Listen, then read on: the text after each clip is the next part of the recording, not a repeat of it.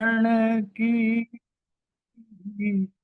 सुन बेनती प्रभ मोर,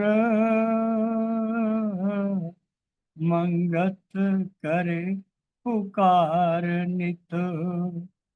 नहीं तुझ बिन तुझे ठौर, आशाए को चरण की सुन बेनती प्रभ मोर,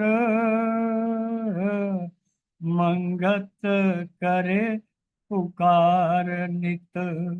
नहीं तुझ बिन तुझे ठौर।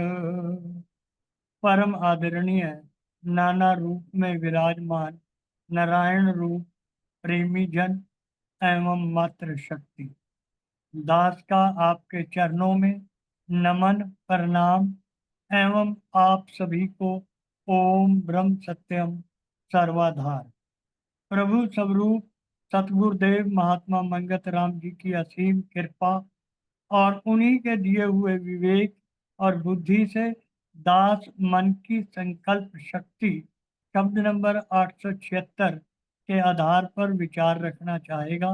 गलतियों के लिए क्षमा का याचक है दास। पूज्य प्रेमियों, गीता के 6वें अध्याय के श्लोक नंबर 33 और 34 में अर्जुन भगवान श्री कृष्ण से कहते हैं, सकूं का जो मुझको सिखाया योग, मेरे दिल को भगवान भाया है योग, बिना इसकी लेकिन नहीं मुस्तकिल, कि चंचल है चंचल है चंचल है दिल। अर्थात हे मधुसूदन, जो यह ध्यान योग आपने सम तत्व अथवा समता भाव का आपने मुझसे कहा, इसकी मैं मन के चंचल होने से बहुत देर तक ठहरने वाली स्थिति को नहीं देखता हूँ। आगे कहते हैं, यह मन भगवान बेकल है, पुरशोर दिल की सर्कस जिद्दी है, मुंह जोर दिल, न काबू में आए किसी हाल में, हवा बंद होती नहीं जाल में। चंचलम ही मन कृष्ण परमार्थी बलवत दृढ़म, तस्य अहम निर्गहम, मन्ये वायु इव तु दुष्करम। हे कृष्ण, यह मन बड़ा चंचल है, पर मथन स्वभाव वाला, बड़ा दृढ़ और बलवान है, इसलिए इसका वश में करना वायु के रोकने के समान दुष्कर है। जैसा कि गुरुदेव महात्मा मंगत राम जी ने स्पष्ट कहा है कि विचारों का सतत प्रवाह ही मन का स्वरूप है। मन के इस अविरल प्रवाह को रोक पाना अति कठिन है। मन का यह वेग जीव को कभी इंद्रिय विषयों की ओर अग्रसर करके उसे उग्र बना देता है, तो कभी इंद्रिय विषयों से विरक्त करके उसे शांत तव की ओर आकर्षित करता है। पूज्य प्रेमियों, कारण ये है कि मन प्रकृति का विकार होने के कारण त्रिगुणात्मक है। इन गुणों की प्रबलता ही कभी इंद्रिय आसक्त और कभी इंद्रिय विषयों से विरक्त कर देती है। अतः पूज्य प्रेमियों, मुमुक्षु या जिज्ञासु को चाहिए कि वह अपने मन को इस प्रकार प्रशिक्षित करे कि वह प्रकृति के आकर्षण विकर्षण में न उलझकर प्रभु भक्ति में स्थिर हो जाए। प्रभु भक्ति में स्थिर मन स्वयं प्रभु रूप हो जाता है। वाणी में भी कहा गया है, गुरबाणी में, कि मन तू ज्योत स्वरूप है, अपना मूल पहचान। गुरुदेव फरमाते हैं कि जीवन के परम लक्ष्य अर्थात प्रभु प्राप्ति की ओर कहते हुए वो बताते हैं कि जब तक मन स्वच्छंद नहीं हो जाता, निर्मल नहीं हो जाता, अर्थात वह तामसिक भौतिक वृत्तियों के जंजाल से मुक्त नहीं हो जाता, उसे प्रभु प्राप्ति नहीं हो सकती। यही बात गुरुदेव ने फरमाई है। मन तू साचा हो रहो, सिमर के साचा नाम, मंगत विपता जग गणी, राम देवे विश्राम। मन को साधना बड़ी कठोर तपस्या है। मन को धोना, चित्त वृत्तियों को सब बुराइयों से हटाकर शुभ गुणों में स्थिर करके स्थायी शांति प्राप्त हो सकती है।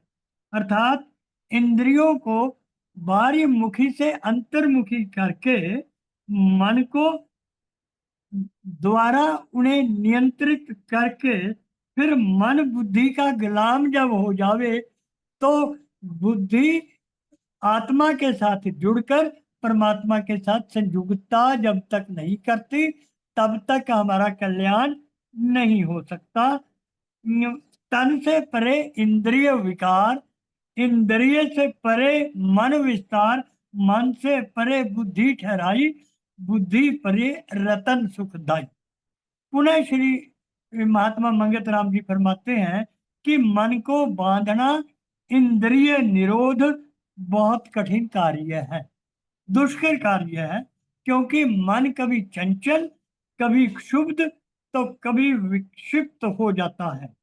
मन को जीतना संपूर्ण जग के जीवन को जीतने के समान है।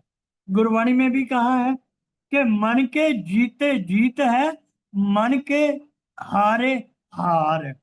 कोई सिद्ध पुरुष ही एकाग्र चित्त होकर मन को जीत सकता है।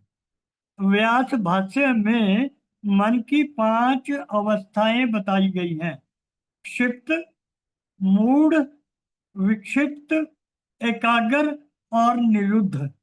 इनमें से पहली 3 अवस्थाएं क्षिप्त अर्थात चंचल, मूढ़ मंदबुद्धि, विक्षिप्त व्यग्र में तो योग साधना हो ही नहीं सकती। और केवल चौथी और 5वीं अवस्था में योग की सफलता मिल सकती है। चौथी एकाग्र में अभ्यास द्वारा योगी वैराग्य धारण करके 5वीं अवस्था निरुद्ध अर्थात योग स्थिति या योग सिद्धि को प्राप्त कर सकता है।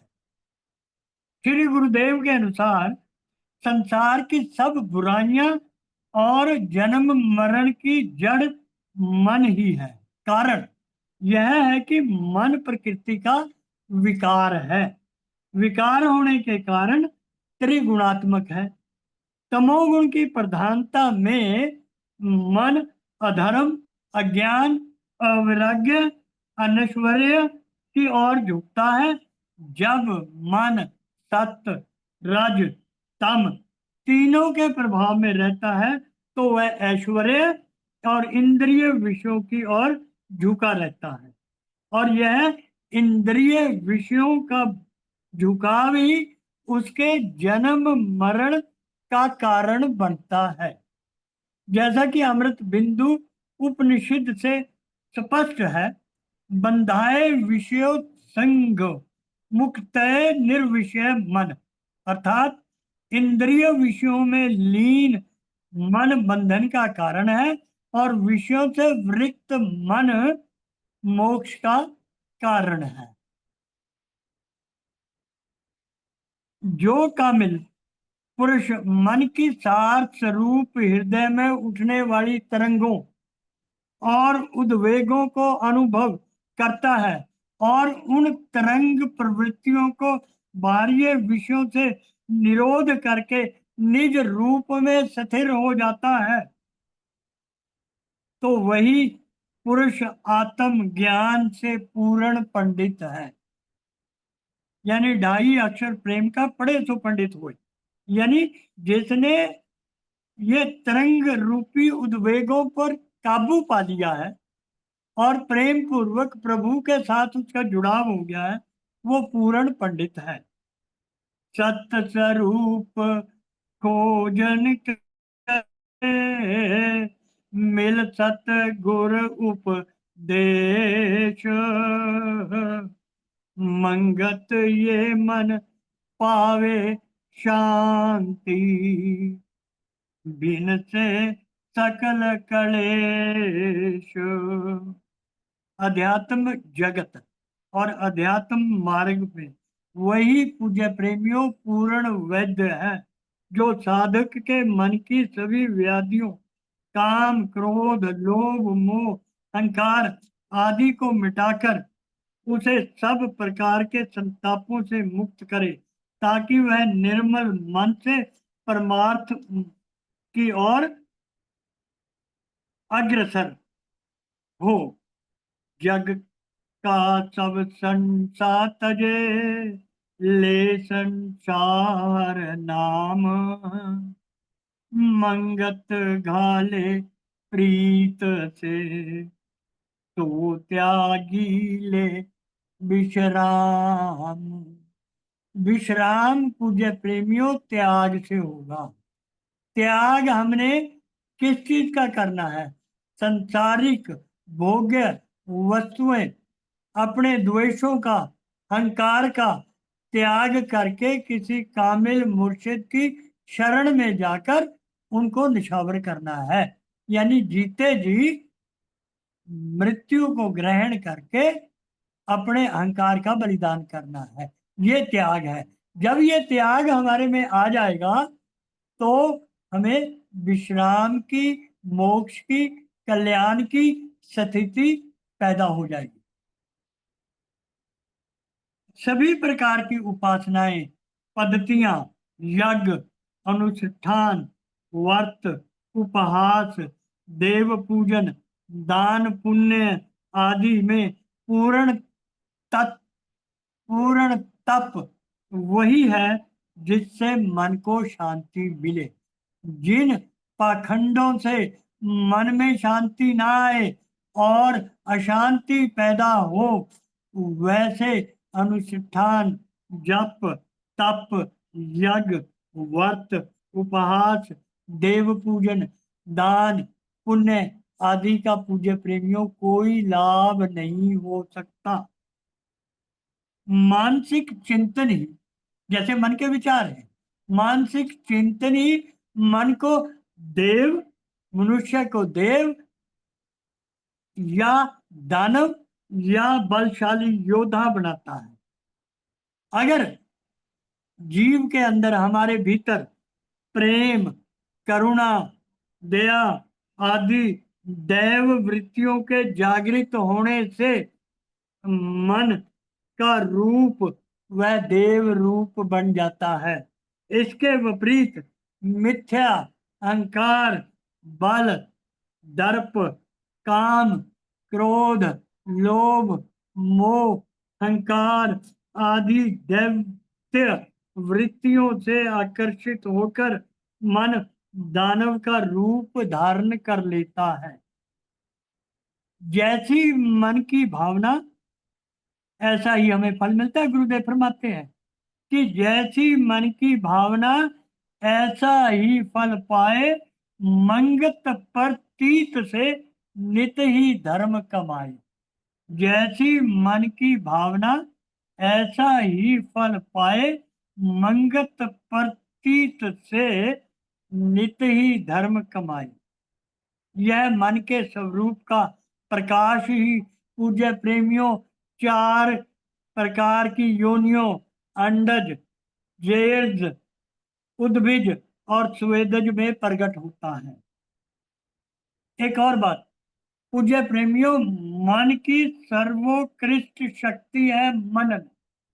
मनन अर्थात मन शक्ति वह चिंतामणि है जिससे मानवीय शक्ति इतनी प्रबल हो जाती है कि वह ब्रह्मांड की कोई भी वस्तु उसकी पहुंच से बाहर नहीं रहती। यही प्रबल शक्ति मानव को पीर, पैगंबर, औलिया, अवतार, आत्मज्ञानी, ज्ञानी और विज्ञानी बनाता है। तथा सदाचारी भी बनाता है। यही बात गुरुदेव ने कही है कि अगर हम आनंद स्वरूप को प्राप्त करना चाहते हैं तो हमें इस बात पर विचार करना है कि हमारी सोच, हमारी मनन शक्ति किस प्रकार की हो। गुरुदेव फरमाते हैं, मूर्ख मन विचार कर नित्य आनंद स्वरूप, मंगत बिनहरि भगत के सब जग बिख का रूप। हमें समझाते हुए चेतावनी देते हैं गुरुदेव कि हे मूर्ख मन, तू अपने स्वरूप को पहचान। मन तू साचा हो रहे हो, सिमर के साचा नाम, मंगत बिपता जग गणी, राम देवे विश्राम। और देखिए गुरुदेव क्या कहते हैं कि मन का छेदन जो करे तो जन हर का रूप, मंगत लाग रहो तिस चरणी, बिनस जाए भरम कूप। यानी जब हम मन को छेद के, मन की चंचलता को काबू में करके आनंद स्वरूप भक्ति को प्राप्त कर ले, उसके चरणों की शरणागति में जाकर अपने सारे सकाम कर्मों को निष्काम कर्मों में बदलते हुए अकर्म बन जाएं और उन अकर्मों को प्रभु को समर्पित करके उसकी आज्ञा में जीना सीख जाएं, तो हमारे जितने भी दोष हैं वो सारे के सारे नष्ट हो जाएंगे।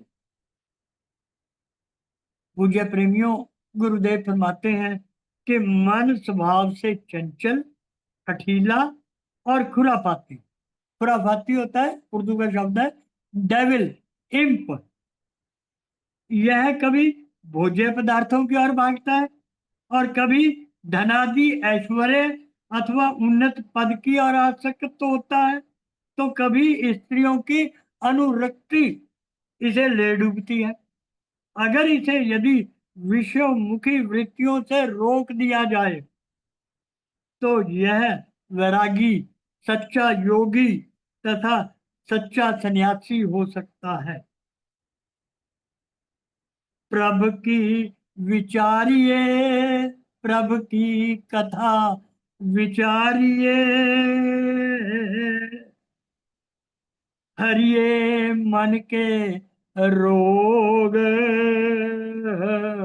मंगत मानुष जन्म ये, वड भाग भयो संजोग।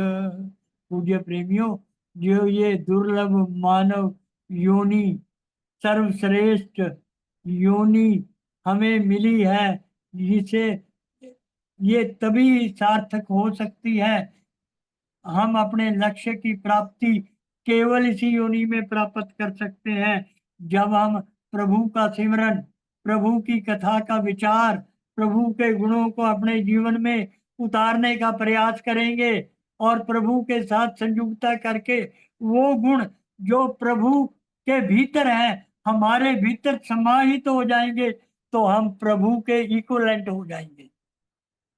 आपे रूप करता है, जैसे गुरुदेव ने कहा है ना, मंगत साधु जग आया धर नारायण रूप। फिर जब ऐसे गुणों का समावेश हो जाए जो प्रभु के गुण हैं, तो वो नारायण रूप हो जाता है, यानी एलोट्रॉपिक बन जाती है ये नारायण रूप परमात्मा की। फिर मनुष्य सर्वश्रेष्ठ पद को प्राप्त कर सकता है और आत्मा की उच्चतर प्रशांत की गहराई में बैठा मन उसे उदास, मौन, अवलंबी बना देता है। मन के मोहित हो जाने से मनुष्य गृहस्थ में प्रवेश करता है और बड़े कुटुंब, परिवार, का स्वामी बन जाता है। और देखिए, दाता दयालु मन उसे दाता बना देता है कि भाई तू स्वामी है, हेड ऑफ द डिपार्टमेंट है, हेड ऑफ द फैमिली है, और तू उस पे अपना रोब जमा। देहात्मक बुद्धि में लीन मन दैहिक सुखों को ही सर्वोपरि समझकर अपने सुख दुख भोग के लिए द्रव्य संचित करता है, धन संचित करता है।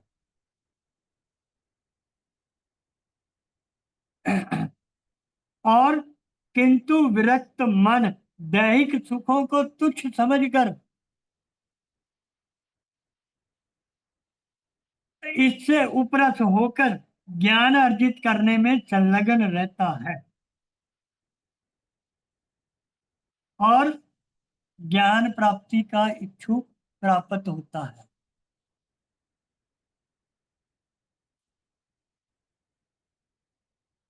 पूज्य गुरुदेव फरमाते हैं कि मानव जीवन एक युद्ध है। इसमें पग पग पर संघर्ष, चुनौतियां तथा प्रलोभन है। मानव मन में सतत रूप से देव दानव का संग्राम चल रहा है।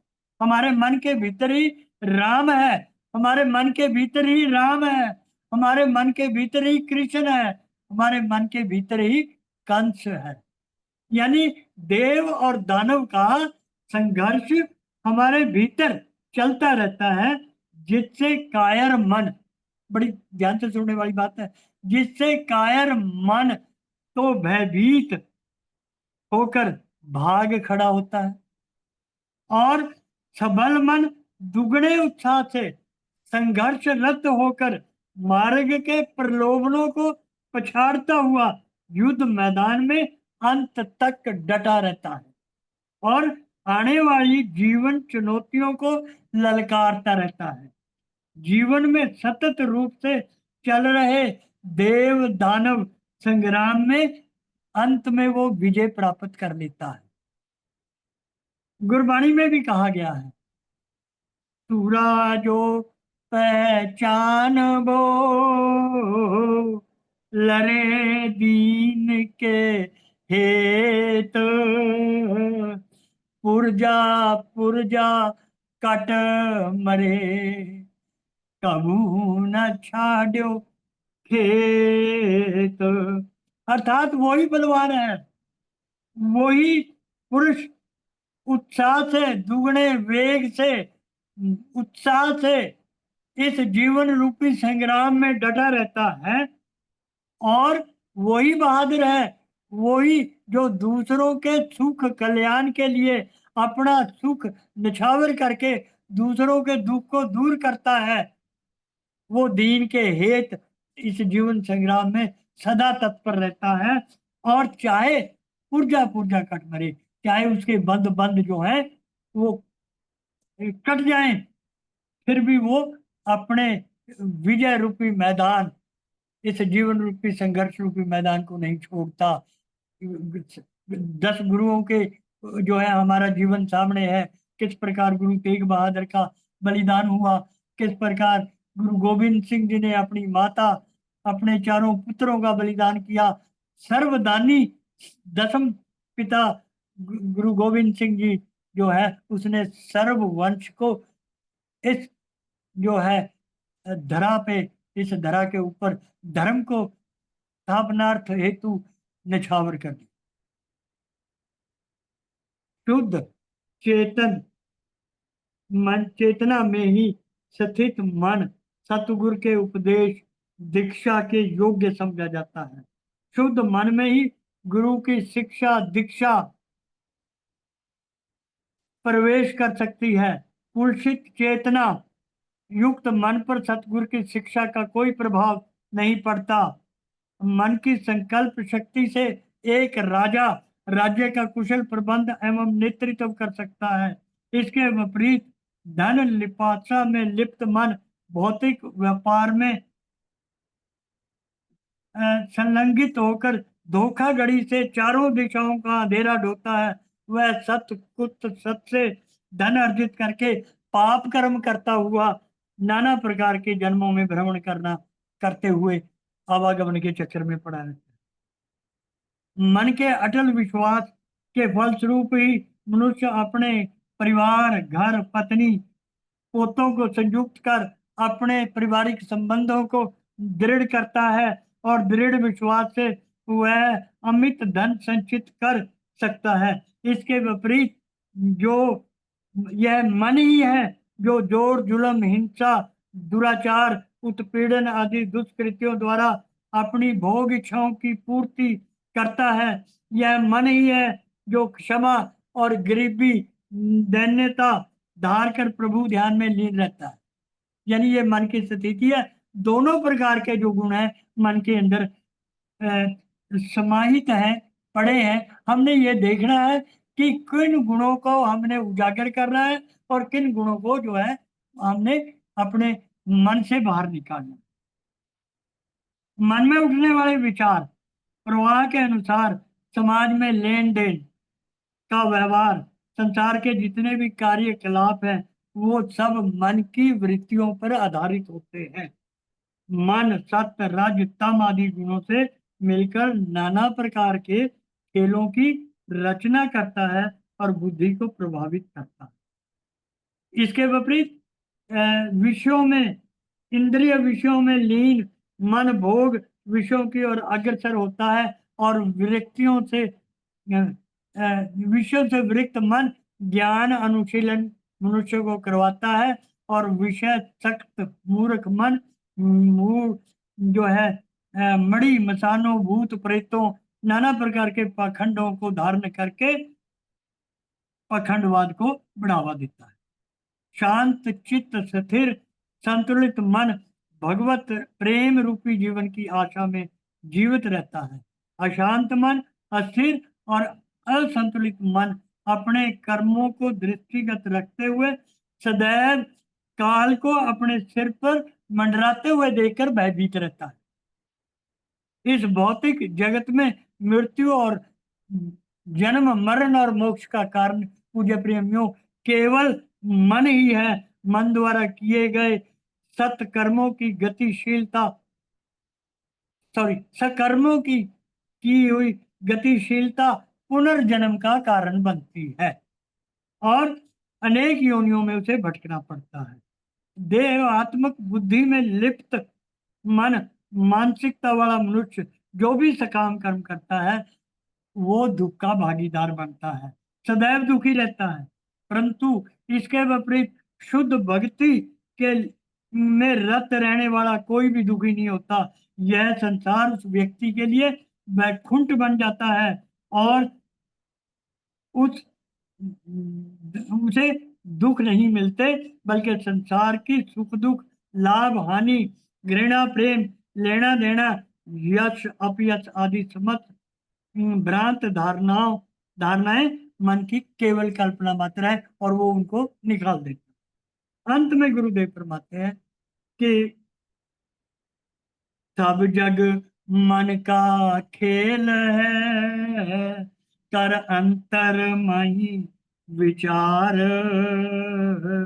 मंगत जब मन निश्चल हुआ, आपे रूप करतार। हे मानव, तू अपने हृदय में विचार करके देख, यह समस्त संसार मन का खेल है।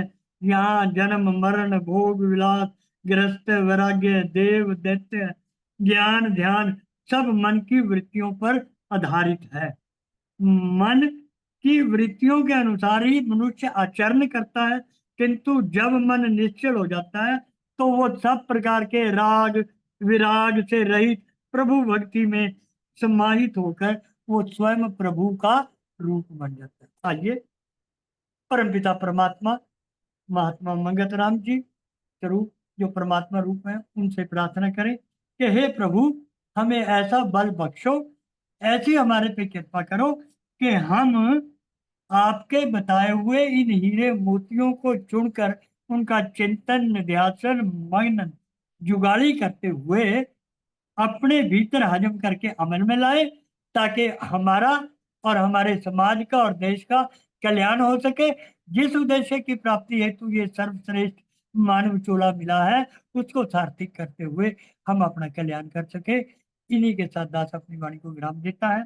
गलतियों के लिए क्षमा, और शायद 5-6 मिनट ज़्यादा ले लिए हैं, उसके लिए भी दास क्षमा का याचक है। ओम ब्रह्म सत्यम सर्वदा।